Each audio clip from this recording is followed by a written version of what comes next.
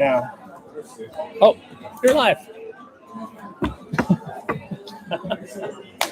Did I roll my eyes? Okay.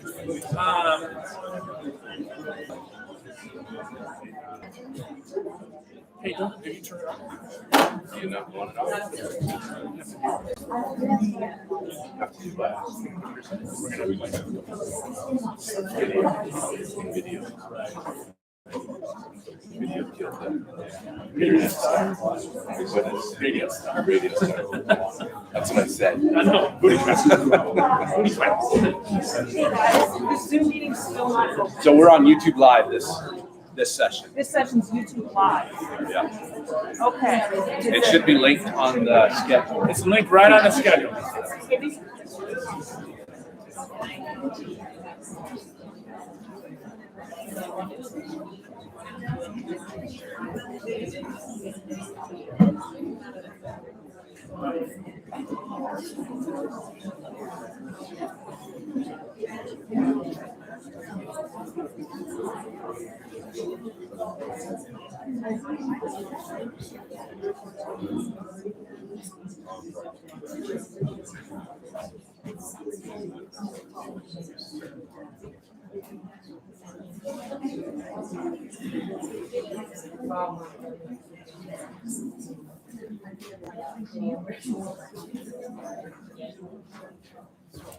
Oh, shoot.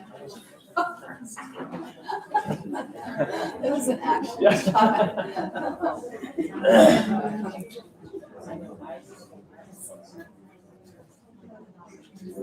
We're going to give it about a couple more minutes here to get everybody registered online, those types of things. So if you haven't noticed, right over in this section of the room, there's some free books that you can take with you free of charge.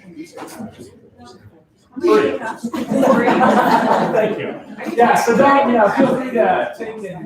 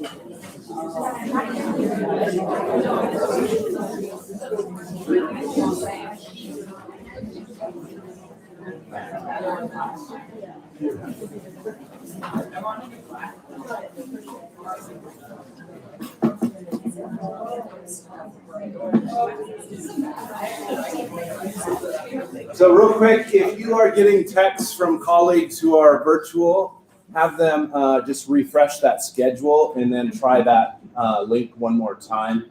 We updated the link on the schedule, so that should be working to the YouTube Live now.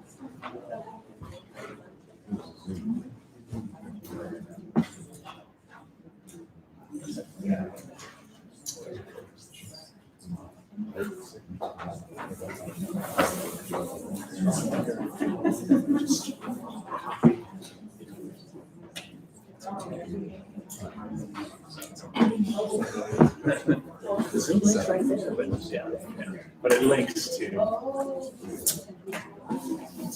So do we know how many people are on? Can we tell? 17 people. 17 people are watching live. Hey folks, sorry about that link. That was mine. That was my bad. 21 people. So it looks like we got folks coming on. We're going to get started here in a couple minutes. Thanks for being here.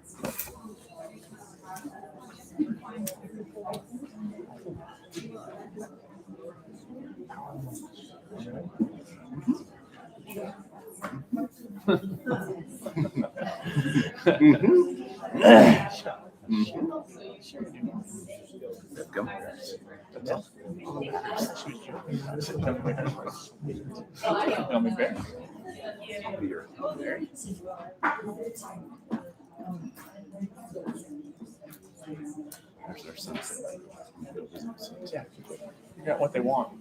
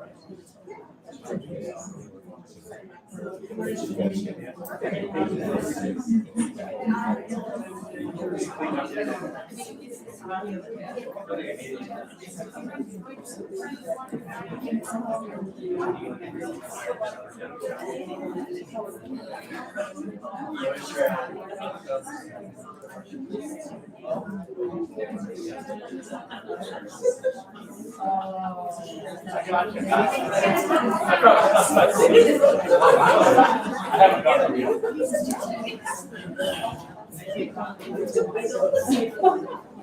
34. You have comments turned on, comment so they can like say who they are so they get credit. I don't know. Do they need to just Edit? Can I edit it? And allow?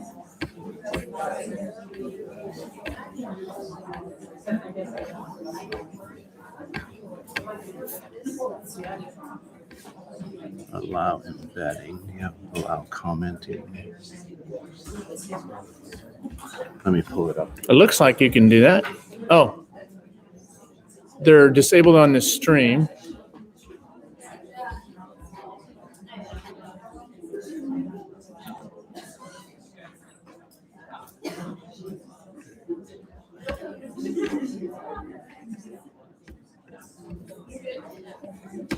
All right, Dean. They should be able to comment.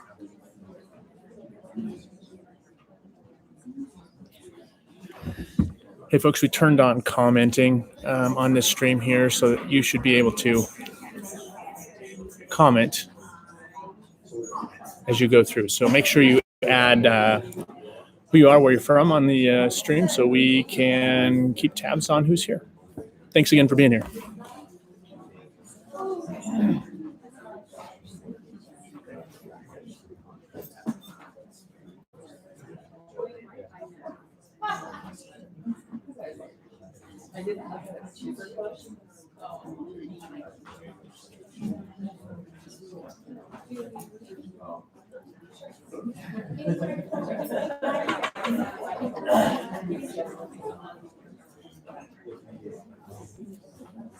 Mr. Phelps, you ready?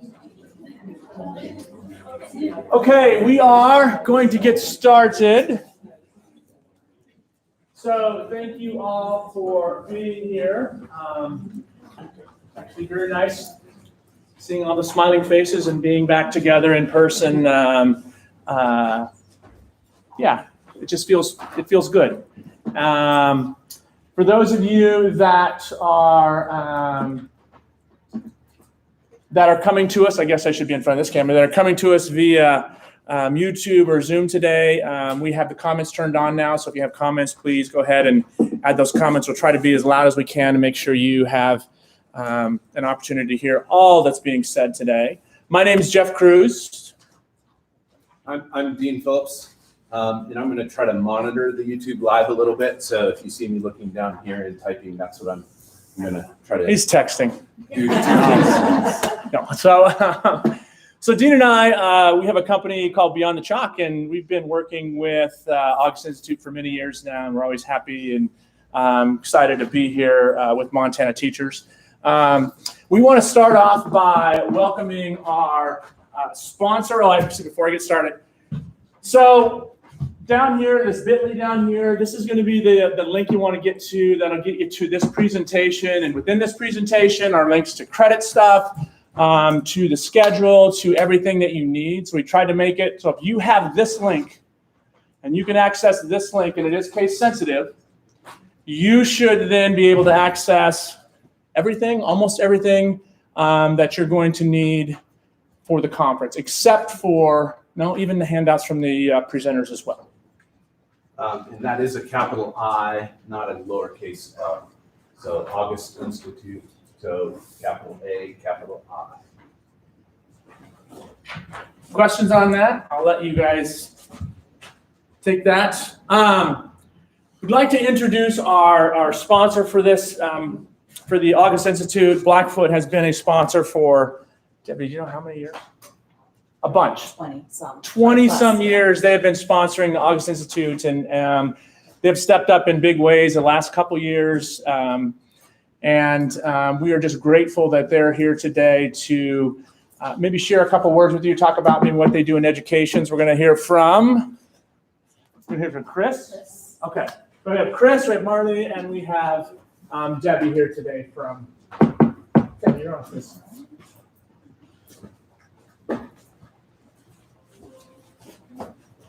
I always say, speak softly, wear a loud shirt, so tell me if you can't hear me. I'm not wearing a loud shirt yet, but anyways, on behalf of Blackfoot Communications, I just want to welcome you all to the annual 23rd August Institute.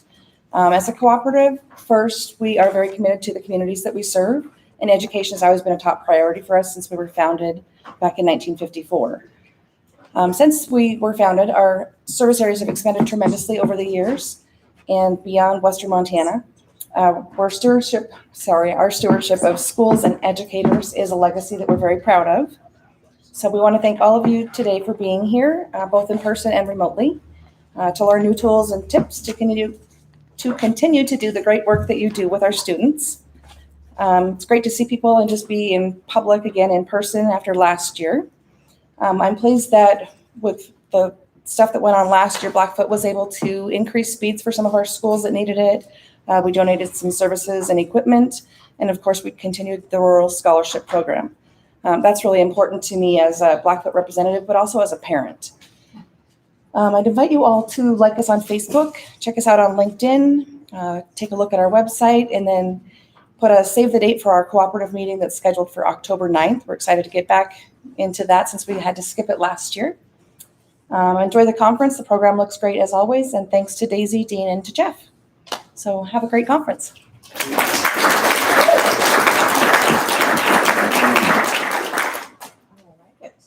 going to turn this just a little bit so people online can see the presentation. So we have lots of presenters this next couple days, and so we just wanted to reach out to our presenters and say thank you very much for being here. If you are a presenter, would you please stand up? Oops, I got to come over this way. There. Presenters, stand up. Oh, there you go. We have a couple here today. Everybody else is actually working on the presentation right now. No. You guys are too? Yeah. So we have asked individuals that have presented before, as well as new presenters, to come in today or this week, and so we hope that you have an opportunity to jump into their sessions and take part in what they have to share. So next piece here, we're going to jump into the session schedule. So if you go into this presentation, again, that should be linked off of the presentation there. So you should see, this is where all the sessions are. So that's just a spreadsheet. When you click on that spreadsheet, it should take you to a Google slide that has a description of the session that is referenced there. If you're coming to us online, there should be a Zoom link for each one of those. Please be patient as you try to jump into those because the presenters are trying to get their stuff set up as well as getting you connected. So hopefully we can make all that work seamlessly. You guys are thinking, yeah, welcome to our world, right? We did that for the last 15 months. So anyway, so again, linking off of that, connect to Grizzly Guest. So when you connect to Grizzly Guest, go ahead. Dean. Yeah, so EduRoam was supposed to be working with login credentials up there, but for some reason it's not. So Grizzly Guest is our backup.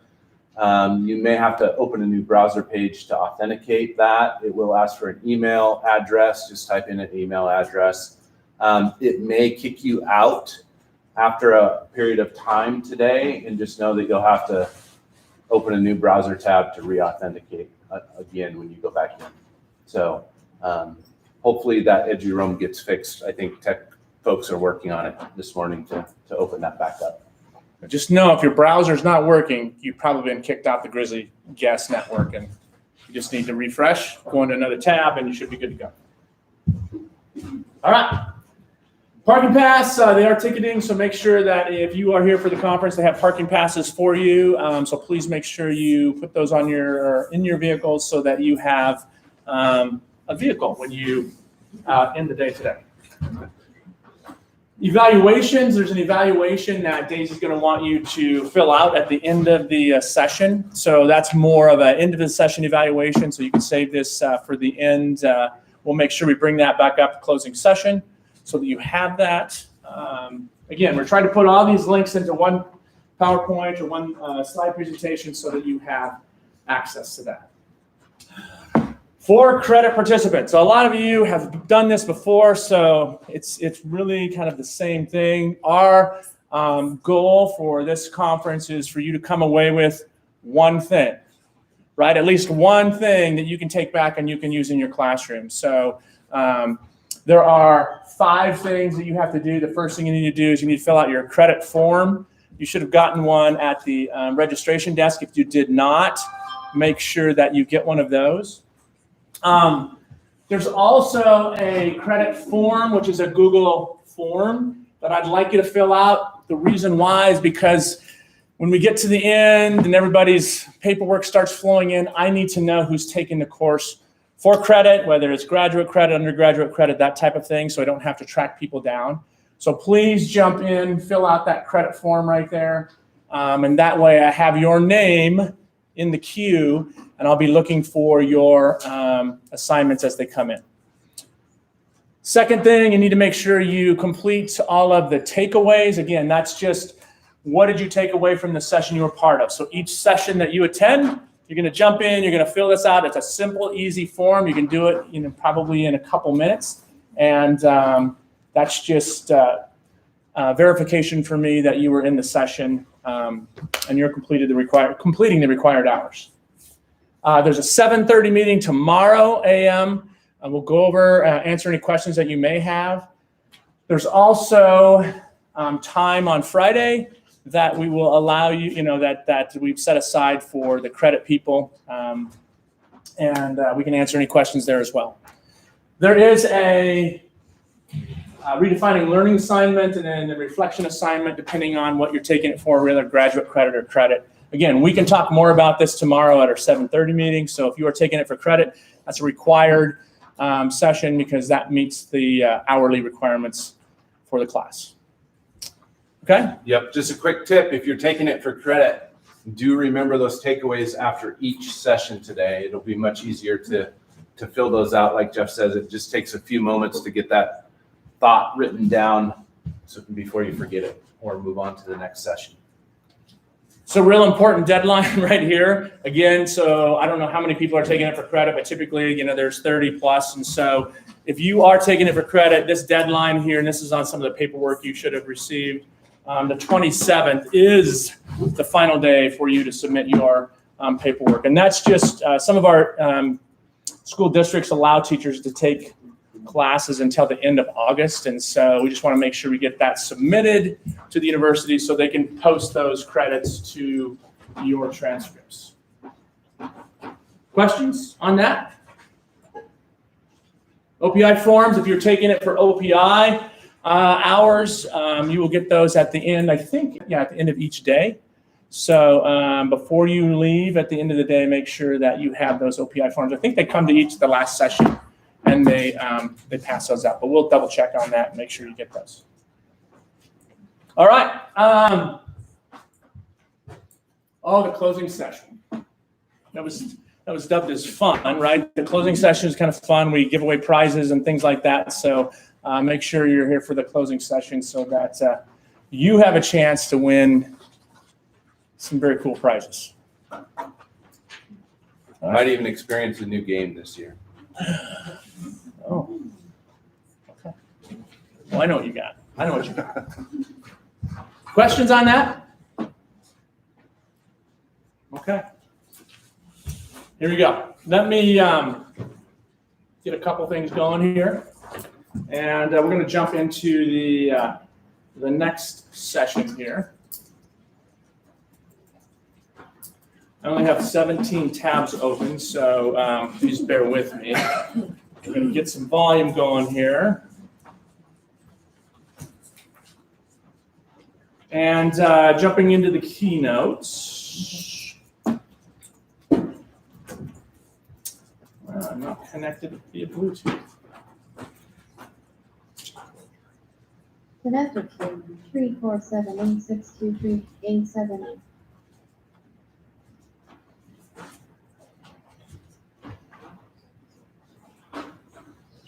Okay. Let's see if we can push some volume out. Just a minute. Play some music here just real quick and make sure our volume.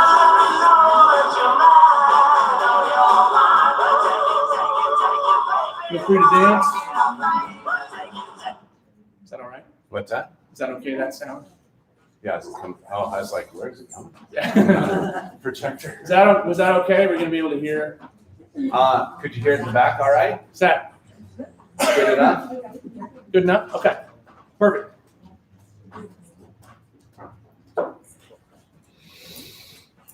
Okay. Here we go. So, Dean and I have done this this conference for a while now, and we're just trying to come up with new content to present for this part of the conference. And we were introduced to a book probably 2 years ago now by Chip and Dan Heath. It's called The Power of Moments, and it resonated with us in regards to education. You know, how do we create moments in education that are memorable, right? And so you think about things that you do in your class, where kids after they come back to your classroom 10 years later and they say, remember that? I like that. That was cool. I mean, those are moments that you've created for those individual students of yours that have made a lasting impression.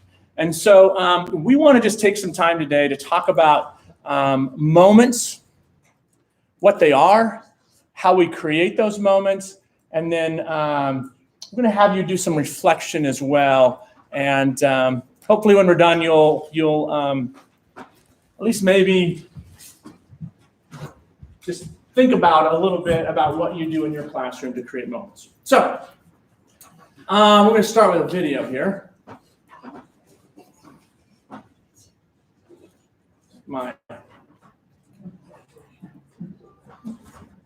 Adams, Adamley, Adamowski, Adamson, Adler, Anderson, here, Bueller,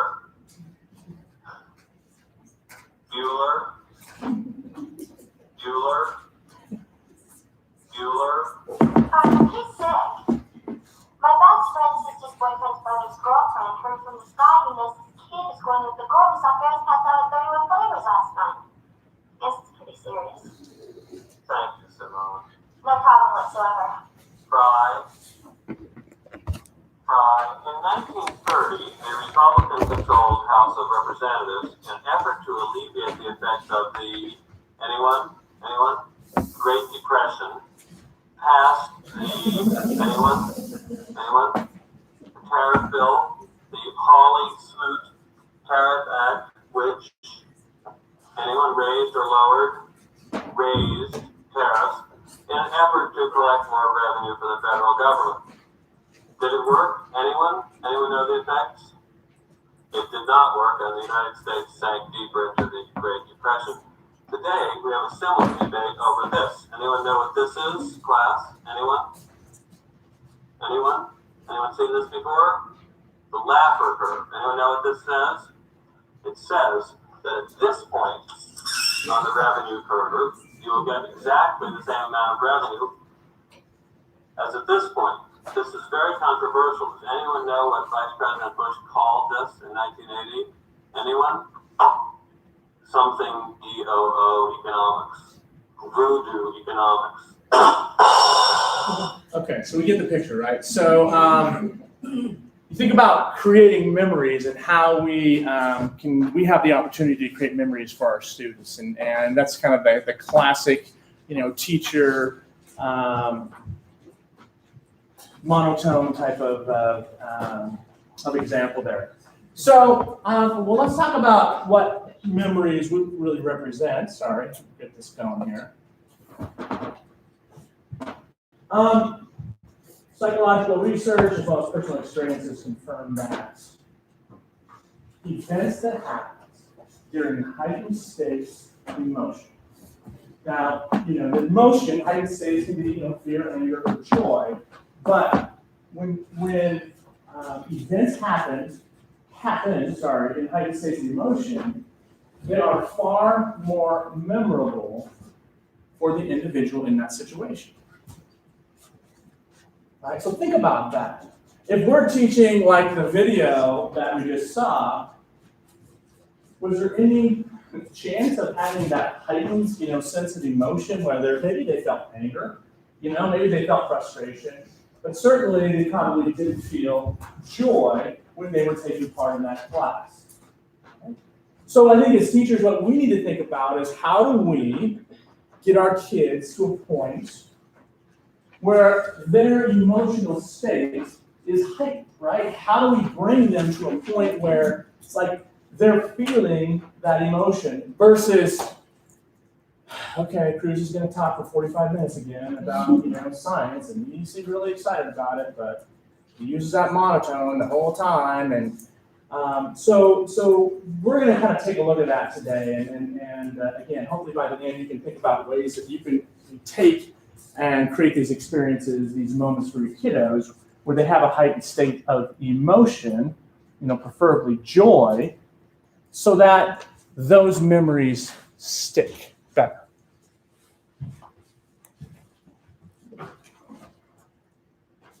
So if we reflect on our lives a little bit, right, our moments or what we remember probably changes as we progress through our age group. And so take a moment just to kind of reflect, what do you remember about maybe that period of 8 to 10 years old or 5 to 10? Most of us probably can't recall too much earlier before 5 years old, right?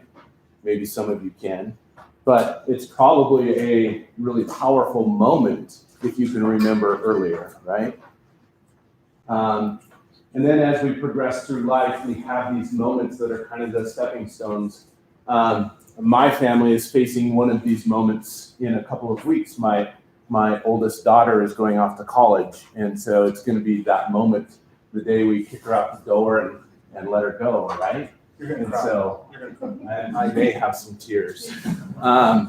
But that's going to be a moment in my life, right? That's going to be one of those things that I'm going to remember.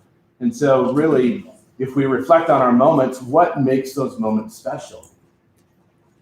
Again, it's kind of that previous slide that Jeff talks about. It's a heightened sense of emotion of some type. Maybe it's joy, maybe it's fear, maybe it's sorrow, whatever the case may be. It's a moment that is going to be ingrained in our memories, right? And so the power of these moments, we'll get into this a little bit deeper, but really what we're asking is, or the question we're going to pose in front of you is, how do you create these moments in your classroom? Do you create these moments in your classroom for your students? What do they remember about being in your classroom? Anybody talk to an ex-student? I happen to have an ex-student in the audience. I'm going to put her on the spot. Ashley, do you remember anything? I taught Ashley in 6th, 7th, and 8th grade. She doesn't remember anything? Do you want to share one thing? One moment? don't know, I think math was really a big thing for me. I remember just like, we were like playing in my grade, and then Outdoor ed, yeah. So there's a couple things that Ashley remembers from her middle school grades with a crazy teacher. But yeah, so these moments, right? So how can we create these moments in our classrooms that our students are going to remember, whether it be content related or maybe it's just life related as well. So we're going to show you a video of some gentlemen that decided they were going to create a moment for their students. So these two gentlemen were teachers and they had just started their own school and somewhere in Texas. And they were sitting at a bar drinking water, and they decided they wanted to create something similar to the draft assignment. Because they were watching that happening on the TV at the bar, and they said, "Hey, what if we did something like that? Would that be a moment that was meaningful to our students?" And so, what you're seeing here is Yes Prep and their celebration that they have. Hopefully, come back in here. 347-862-387. Disconnected. Make sure I'm connected. Connected to 347-862-387. Prep, sorry. It says I'm connected.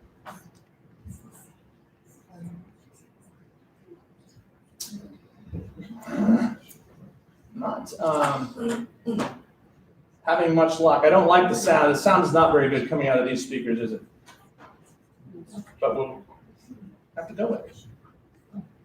I'll be attending Dartmouth. My name is Eddie Zapata, and this fall I will be attending Dartmouth College. I will be attending Boston University.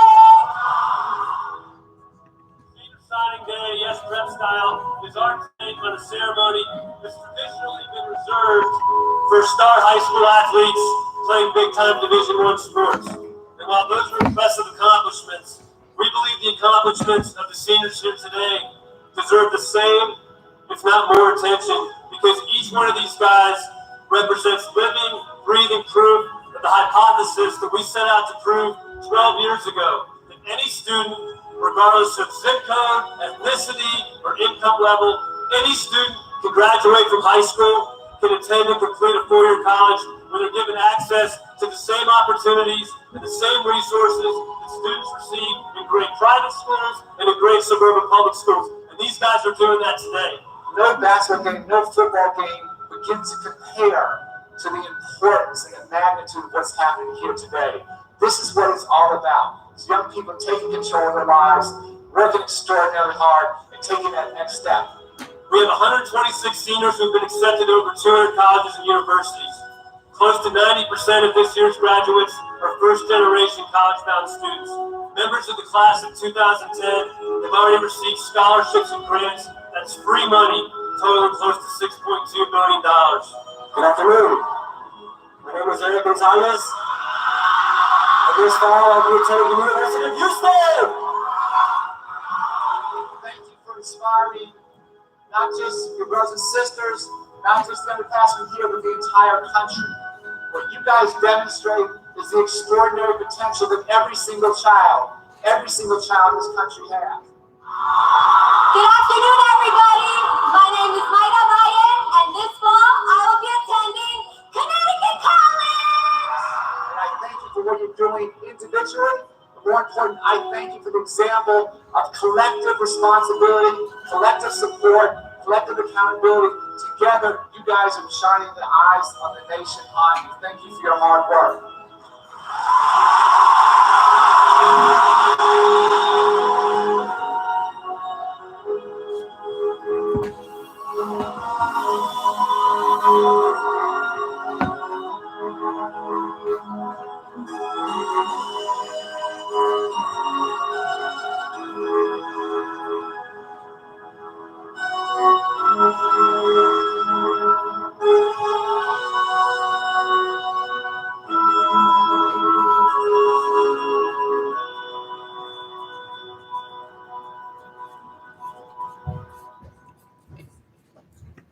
So these guys decided to create a moment, and initially it was held in the high school gym, and since they've moved it to a larger university field house because of the number of people that are attending.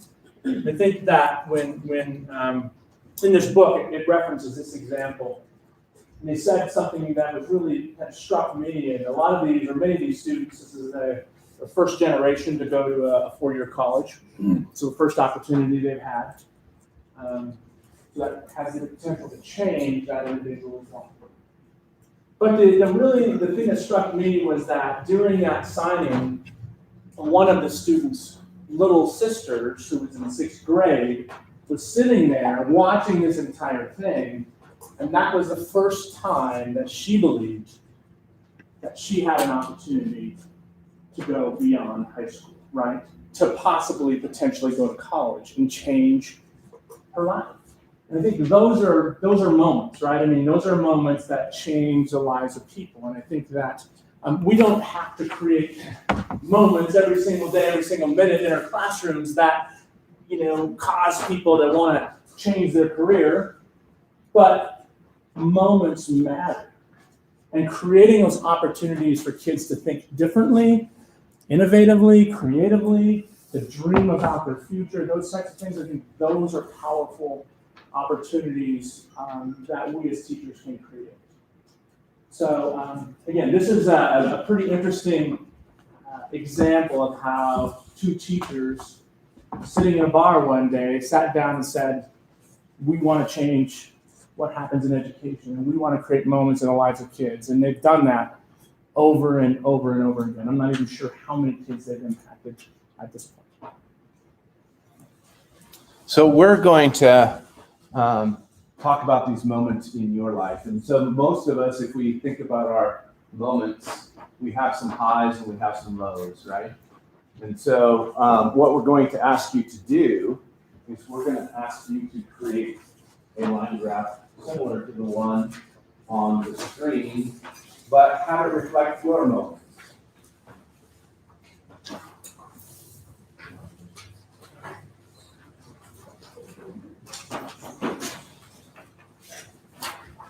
So, and we all had moments, again, remember, we said heightened states of emotion, that could be sadness or pain and things like that. So we're not asking you to necessarily disclose all of your, all the things that have happened to you in your life, but we really would like you to start from your earliest memory.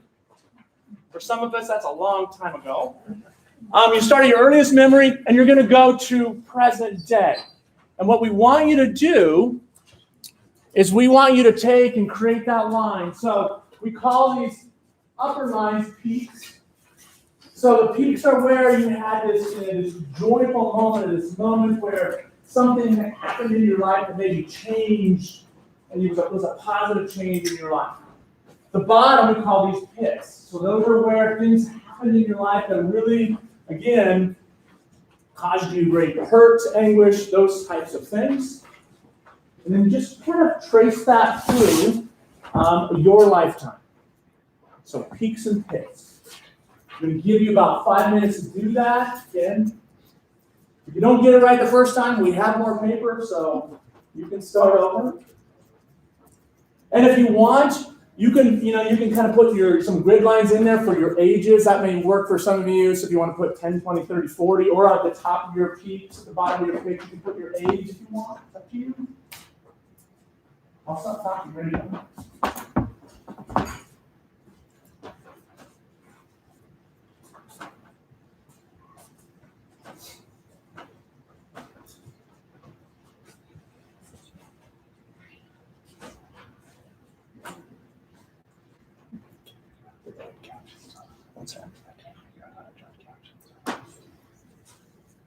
Can you go ahead? I tried. I selected all the languages and stuff. They said they can't hear very well. They want to capture the sounds.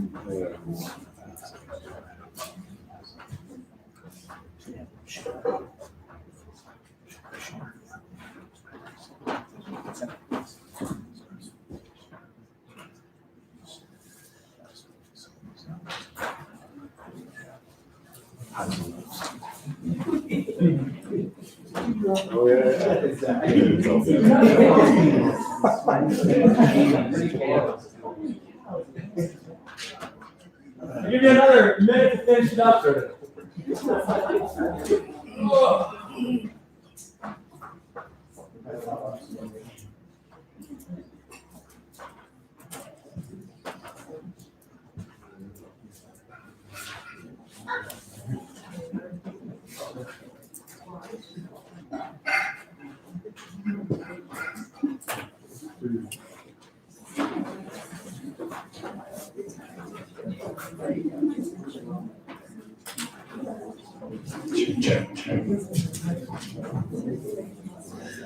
So we're going to try to mic up just a little bit so that folks that are online can hear us as well. So here's what we'd like you to do.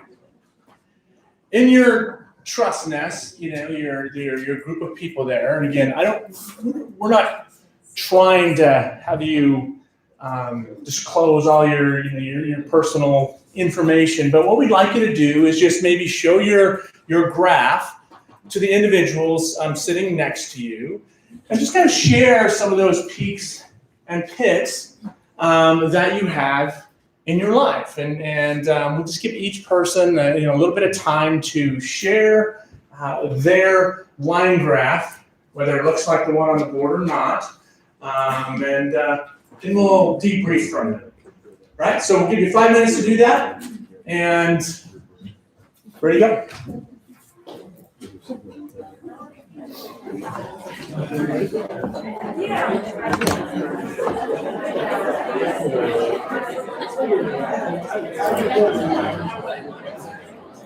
They said the mic really helps.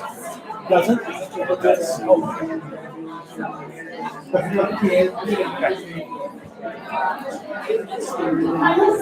and find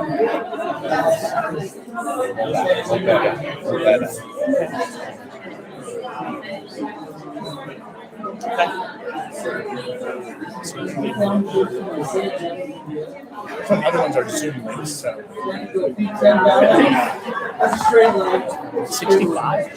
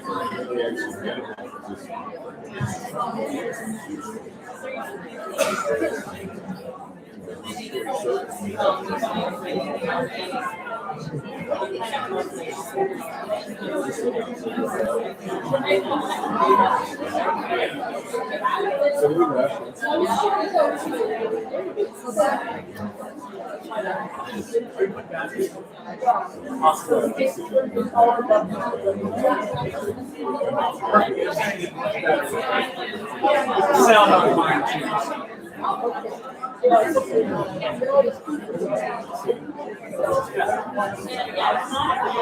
Did you check, is everyone not working? Well, I haven't looked since we started. Yeah, we're having trouble getting folks logged in. But we'll see in between.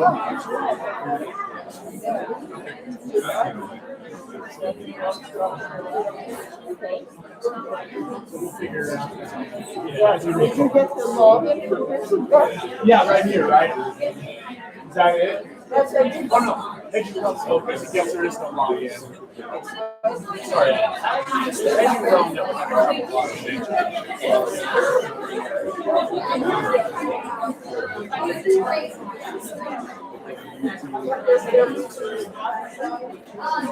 yeah, I did that.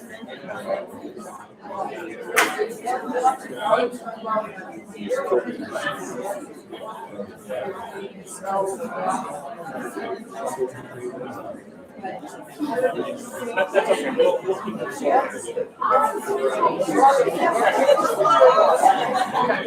All right.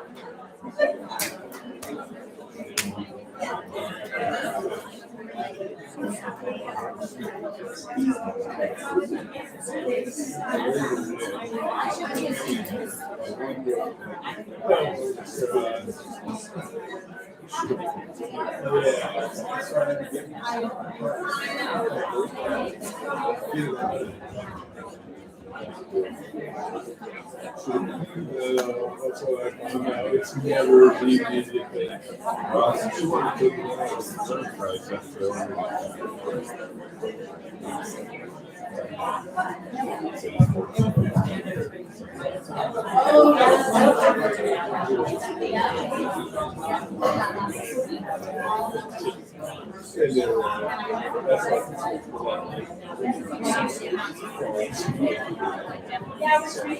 Okay, we're going to come back together now. We'll do a little bit of a debrief here. So hopefully you had a chance to share some of those heightened, those times when you had that heightened emotion, whether again it was joy or sadness. And so let's reflect a little bit. What similarities do all of your peaks have? As you guys were talking to your neighbor, shoulder partners there, what similarities did your peaks have as you shared out your timeline? Accomplishments? So give me an example of an accomplishment. Graduating college, having kids. Oh, Getting married.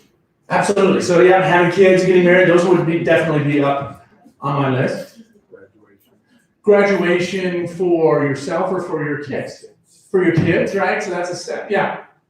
Most of my peaks are like centered around family and community. So it was a big deal, like First Communion or a piano concert or all-state concerts. So it was something that wasn't just internal. I had my family behind me and an audience, I guess. Yeah. That's, more involved. wow, that's really a good reflection, right? Think about those peaks, those times when we're at our height, that joy is a lot of times when we're with family, right? Or we have an audience with all our accomplishments. That's a great, that's a really good observation. And I think, again, if we try to apply this to education, how many opportunities do we give our kids to do that?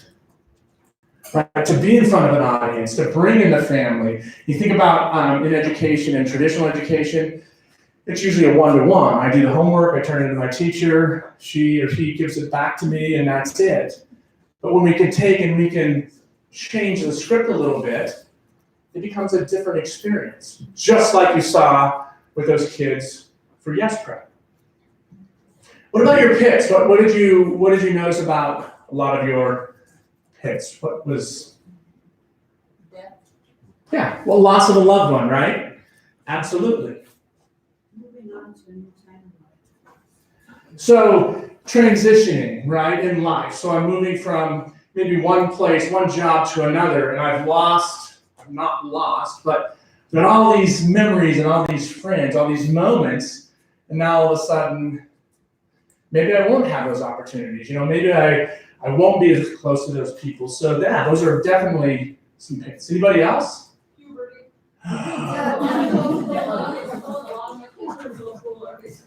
Yeah, absolutely, right? That's a trying time for kiddos, is trying to figure out what in the heck is going on with my body and why. Well, I have 3 daughters, so no, I'm not even going to go there. So, but you're right. I mean, it's tough, right? Those years. What else? What's that? Health related. So any kind of illness where, yeah, you're. Well, and I'm guessing we've felt some pits. I'd be interested to see, the graphs that people have created in the last 15 months, right? To see where those graphs show up in terms of highs and lows, because there have been a lot of people that we personally know that have been sick. Absolutely. Yeah. Kind of the opposite of what she was saying about highs is that the pits for me, are times when I feel really isolated, because you can be really sick or have a really horrible experience, but if you're connected with the community, you can be learning a lot from that, and it actually can be joyful, even though it's really hard, but that doesn't count as a pit in my book, the way the places in my life where I just felt completely alone did. Wow, and that gets back to what, is it Marlies, right? That's what she said back there, is that it's when we have that community, we're connected to family, and even in those difficult times, I mean, we can actually make that a positive memory, because we've all probably in our lives experienced individuals that haven't had strong family support, that have had to go through things alone, and we've seen how that impacts them throughout their lives. So that's really good. I really like the theme of a community, right? Being surrounded by those that you care about, those that you love, that can make a difficult situation better. It can create actually a peak instead of a pit for some folks. Anybody else? Okay, so let's jump in. Let's go to the next piece here. So here's the question. You look at your timeline, you might have some straight lines right there. You know, we're just even keel.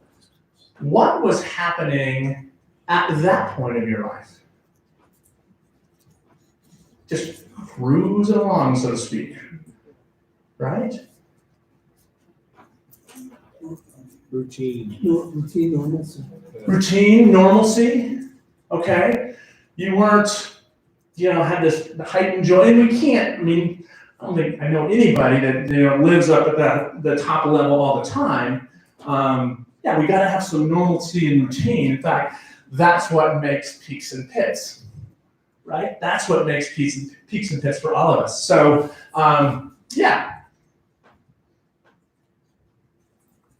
Okay.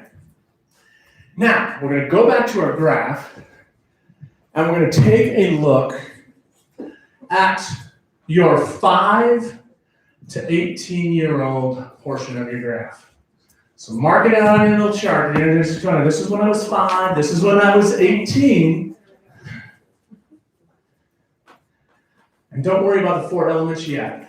But I want you to look and see how many peaks and how many pits you have in your K-12 education experience.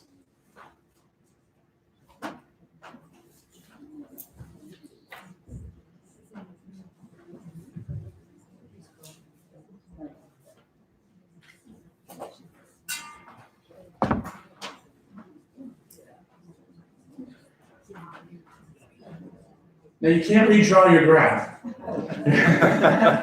right? And we do this for a reason.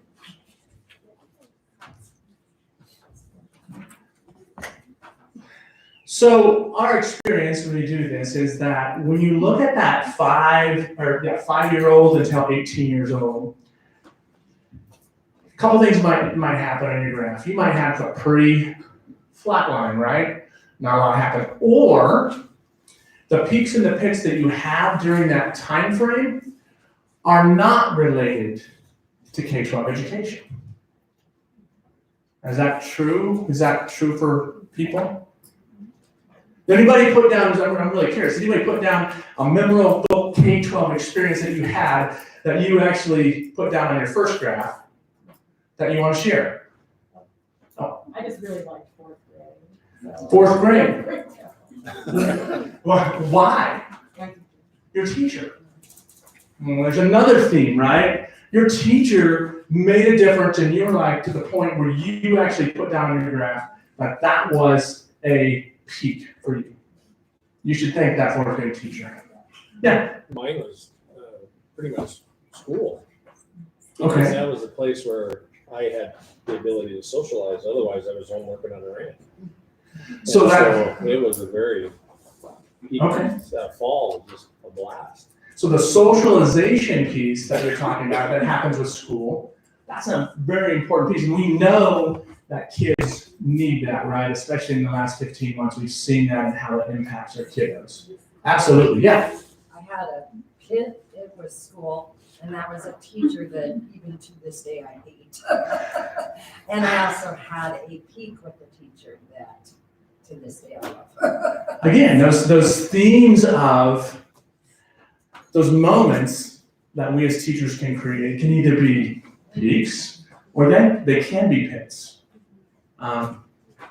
Okay, and I probably could say the same for my experience in education is that I was positively or negatively impacted by individuals in my K-12 experience. Travel abroad. Travel abroad for school purposes. With the favorite teacher. With your favorite teacher. So that was one of the memories, right, that she or he created for you with that travel abroad. Where'd you go? Oh, nice. What grade were you? That was my senior year. Senior year of high school. Very cool. So the question then that I would kind of throw back on you is that how can you as teachers create moments that build memories for your students that last a lifetime? We already know that the most important predictor of success for our students is the teacher. We know that, in our heart of hearts, but research also shows that the most important factor in determining a student's success is the teacher. And we have an opportunity, as we've witnessed from folks that have shared their story, we have an opportunity to create these heightened levels of joy, engagement, those types of things, or we have an opportunity to create pits, like with our students. So the question becomes, which one do we want to be? And I already know it's a rhetorical question, but and how do we go about doing that? Questions on that? Thank you for being willing to share with your neighbors. I know that's not always easy, but I think it's important for us to kind of see where other folks are in terms of their graphs. Do you want to go ahead and introduce the video? Yeah. So we're going to show you another example. Now, we're talking about these moments, and this is Dan Heath.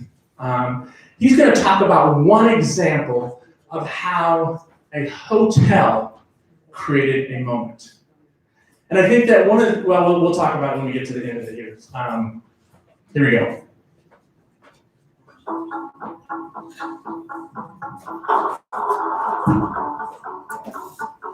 There's a puzzle about our memories of experiences. Let's call it the Disney paradox. And if you've been to one of the Disney theme parks, you'll know exactly what I'm talking about. If we were to sample your happiness level at, say, a couple of dozen different moments over the course of your park visit, my guess is that in a majority of those moments, you would actually be happier sitting on your couch at home. It's less humid there, less crowded. You can get a hot dog for less than $10. But as we reflect on our park visit, it might be one of the highlights of the year. Why is that?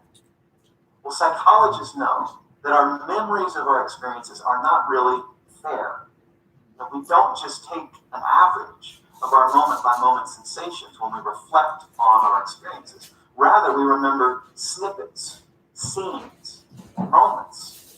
And in particular, there are two moments that we disproportionately remember. The peak of the experience, which is either the best or the worst moment, and the ending. So when we look back on Disney, we tend to remember the roller coaster moments, the sweet family moments, the surprises, but we don't recall that moment-to-moment sweatiness and irritability. Now, when we talk about creating better experiences for the people we care about, whether that's our customers, our patients, our students, our kids, what this means is that we're really talking about creating better moments. Great experiences hinge on peak moments. But there's a problem, because we're not trained to build peak moments. We're trained to fix problems. We think that to create better experiences, we take a survey and we collect all the complaints and criticisms and we fix those things. But fixing problems doesn't make people happy. Fixing problems whelms people. Not overwhelmed, not underwhelmed, whelmed. If you drive down a stretch of the road with no potholes at all, you're not ecstatic, you're whelmed. If your cable TV functions exactly as it's supposed to, you're not happy, you're whelmed. So if this is the reaction that we want from people, we need to start building peaks. Let me give you an example. There's a hotel in Los Angeles called the Magic Castle. You're seeing scenes of it here. It's not a lot to look at, is it? The amenities aren't that great. Would you be surprised if I told you this is the #2 rated hotel in Los Angeles based on thousands of reviews on TripAdvisor? How could that be true? There's a phone by the pool. It's cherry red. Pick up the handset, you hold it up to your ear. Someone answers and says, "Popsicle hotline, may I help you?" You can order up grape or cherry or orange popsicles delivered to you at poolside by someone on a silver tray wearing gloves like an English butler, all for free. There's a snack menu where you can get Cheetos and Cracker Jacks and cream soda, all for free, just for asking. There's a board game menu. There's a movie menu allowing you to check out things for free. There are magicians doing tricks in the lobby in the mornings. You can even drop off your laundry. You'll have it done, washed, and folded by the end of the day. And now you're starting to get a feel for how this unassuming place could be the #2 hotel in LA, just ahead of, you see that? The Four Seasons Beverly Hills. What this teaches us is something so important. Great service experiences are mostly forgettable and occasionally remarkable. People are willing to forget a lot of average, a lot of mediocrity, as long as there are some moments that are special. But those moments don't create themselves. And if we don't invest in those remarkable moments, look at what we're left with. If we want to improve the experiences people have, we've got to stop fixing potholes and start building peaks.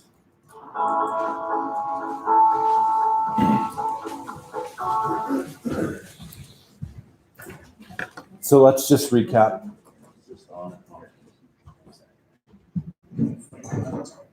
Okay, so let's just recap real quick. The Magic Castle Hotel.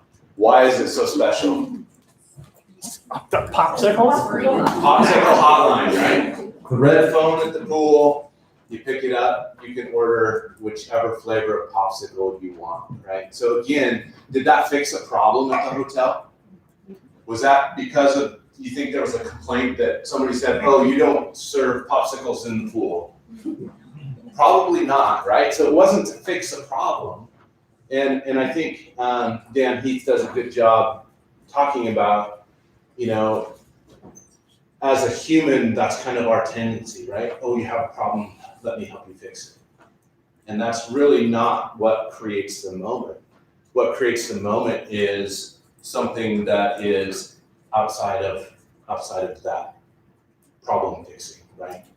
And so, again, Jeff kind of gave you the challenge of thinking about ways you could create these moments in your classroom. And Dan uses this term called whelm, right? Did you catch that? And if we look at our students in our classroom, that's probably what we see. They're whelmed, right? They're not necessarily sad or disheartened. They're not ecstatic and excited to be there. They're whelmed because they're sitting in their chair. They know the routine. We worked with an administrator over on the East Coast of the United States, and he said, you know what? He said, the best thing that I have ever told my teachers was to be predictably unpredictable. So think about that, right? To be predictably unpredictable. So when kids check out, that means they know what's coming, right? They know that Mr. Phillips is going to lecture to me for 30 minutes today, and I'm just going to sit here and listen, right? But if they don't know what's coming, then their senses are heightened. They're expecting something to change, and they want to be ready for that. So kind of an interesting quote from that administrator. So let's talk about the popsicles a little bit and some of the pieces of that, right? So you pick up the phone, you order a popsicle, a butler comes with his black jacket and his white gloves, and he delivers the cherry popsicle poolside to you. what does that, how does that make you feel? It makes you feel special, right? It's kind of like, wow, they're doing this for me, and I can order 1 or 2 or every 15 minutes I can do that. So that becomes this idea of a heightened elevation of satisfaction, right? So that elevated piece. So do you want to? Yep. Oh, sorry. Yeah. So he's talked about, there's 4 different ways to create defining moments. One, like Dean described, as elevation. The other, the next one is insight, right? Where we gain insight into ourselves, into a problem, those types of things. We have an opportunity to have that heightened emotional state, and this is just one of the ways that we can create these defining moments in our classroom. The other one, or the next one, is it really kind of talks to that idea of pride. And I know as teachers, we always want our students to be able to take pride in the work that they do. But when they're not feeling that heightened state of emotion, it's hard for them to do that. If they don't feel like they're connected, like they can own that problem, it's harder for them to reach that level of pride. So that's another way that we can create these defining moments. And then the last one is connection. We've already talked about connection, but through some of your comments, and that idea that we create these heightened levels of emotion by connecting to others. And again, I know I kind of said this before, but in traditional education, it's really a one-way. And it's not that connection is not important, but I think if we're really trying to create defining moments, that we should look for a stronger connection between learners, throughout our school community, and even beyond our school walls out into our larger communities. Because when we do that, we bring in insight, we bring in pride, we bring in connection, all of those pieces together, which then allow us to create experiences that can result in those heightened emotional states for our students.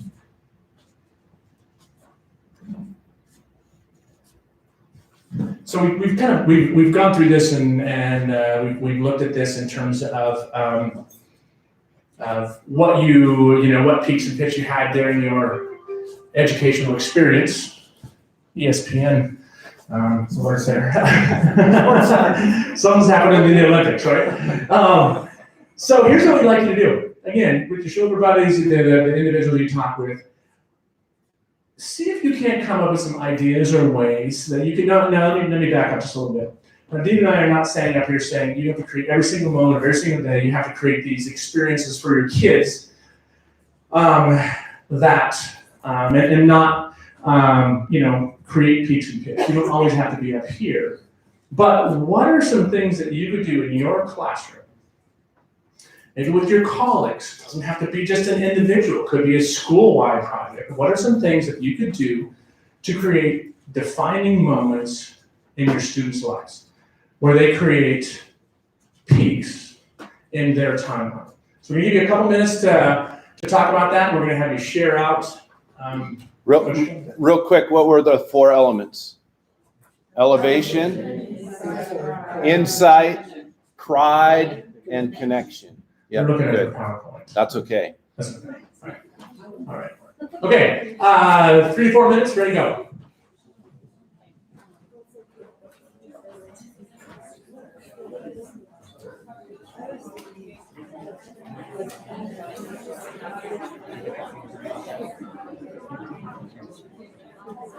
I did it. Did you? I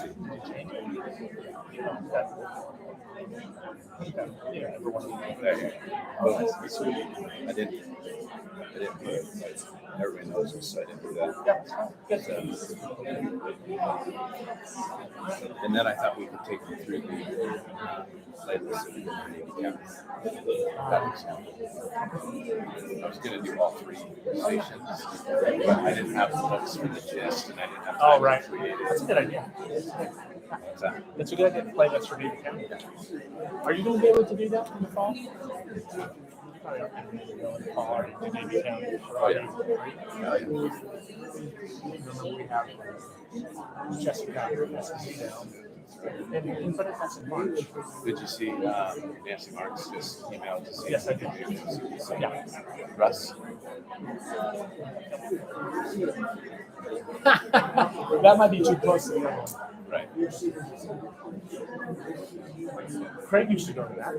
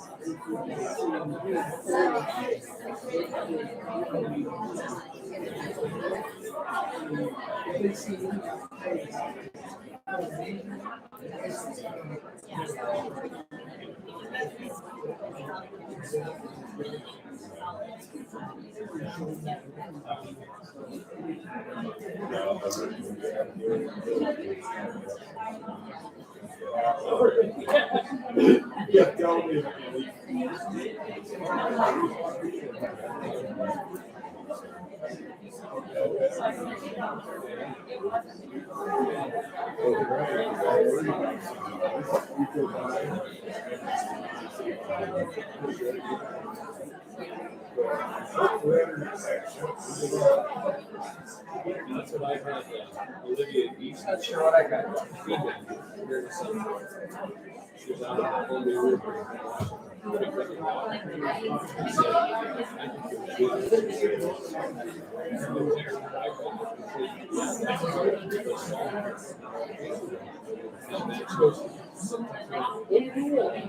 I'm like, oh,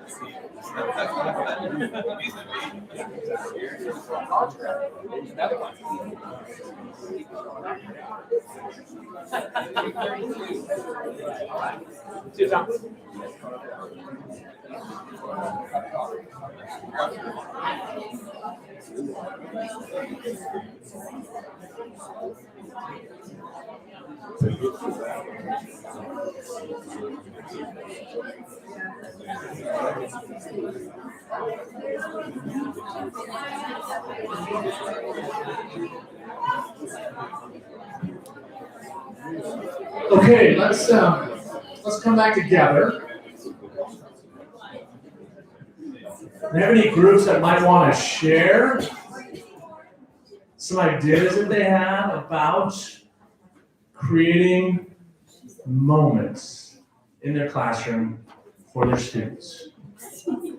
Oh, here we go. Hold on. I'm gonna give you guys the mic. Oh, no.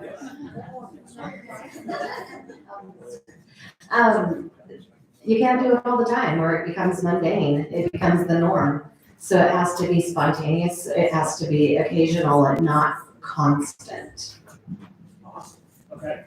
I'd also say it has to be, sometimes it can be just something really small, but then you could go big at moments, but those are long-term type stuff. I did a wax museum this year that was awesome. absolutely amazing, and I still am on a high with it. I hope my kids are as well, and I can't wait to redo it. Really, really important points. You know, you just can't do it all the time, right? You just can't. And I think sometimes, you know, we take out too big of a bite, right? And it's like, oh, we're gonna do this thing. It's gonna take 6 months, and we're gonna, and it just doesn't ever happen because it's just too much.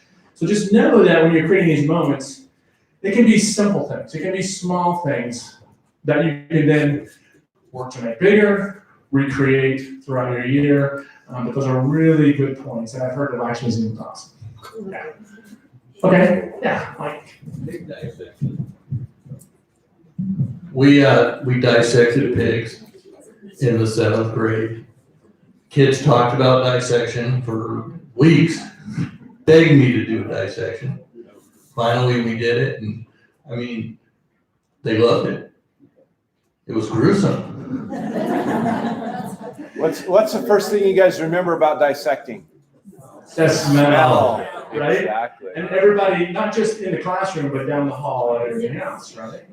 And I think there's something to be said, you know, you talk about a little bit of a build-up. Sometimes there's some showmanship in education, you know, teaching. You gotta kind of build up that, some schools come, and you guys, I can't tell you what it is. When they come in every day and say, what is it? What is it?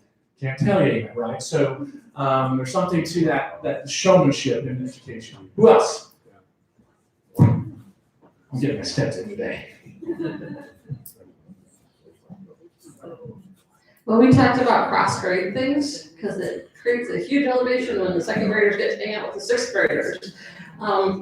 And also having something that is produced at the end that stays. My practical arts class made benches that are still in our playground 4 years later, and it's really exciting for them, or an art project that stays on your wall for years.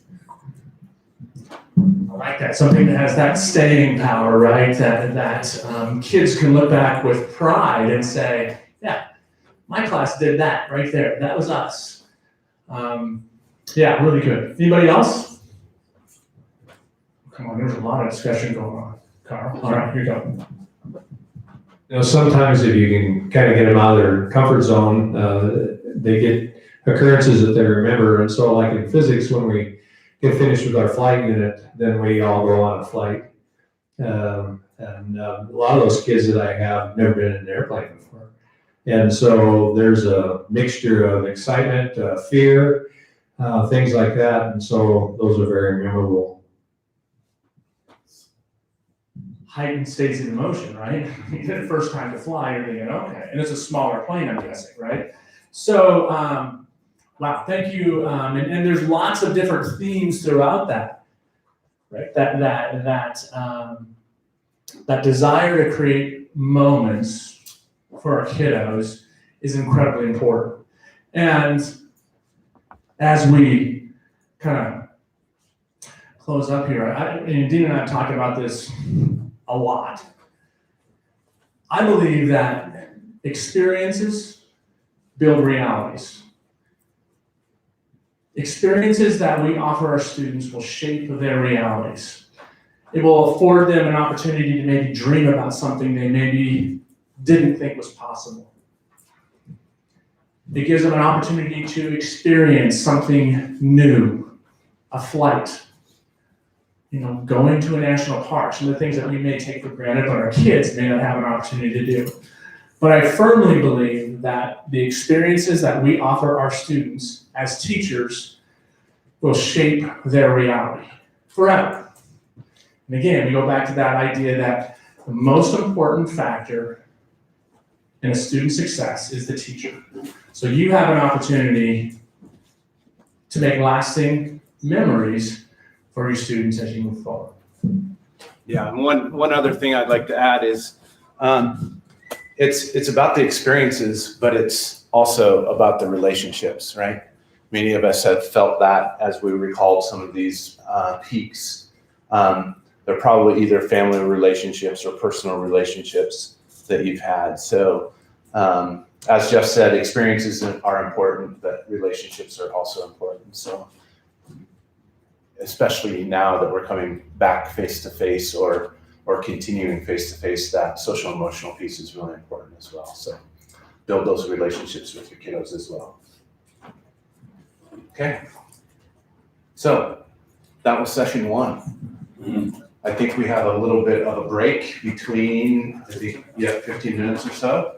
So many of the breakout rooms are down one level on level 2. So go ahead and look at your schedule, figure out which session you're going to attend next. There are some speaker notes. Some of the speakers are requesting that you do wear masks in their sessions. So I think it's on your schedule. If you notice that, please do follow those protocols for those speakers. Any questions? Restrooms are on the far corner, on the south side of the building here, on each floor. Stairs are either. Yep, stairways are on both sides of the building as well. All right, have a great day.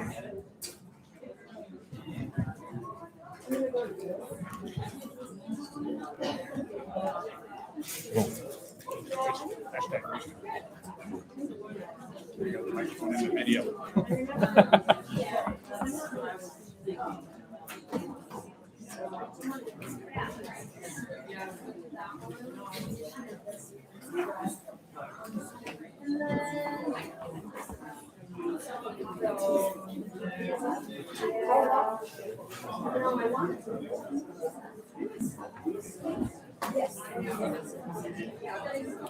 In the stream or not? Okay.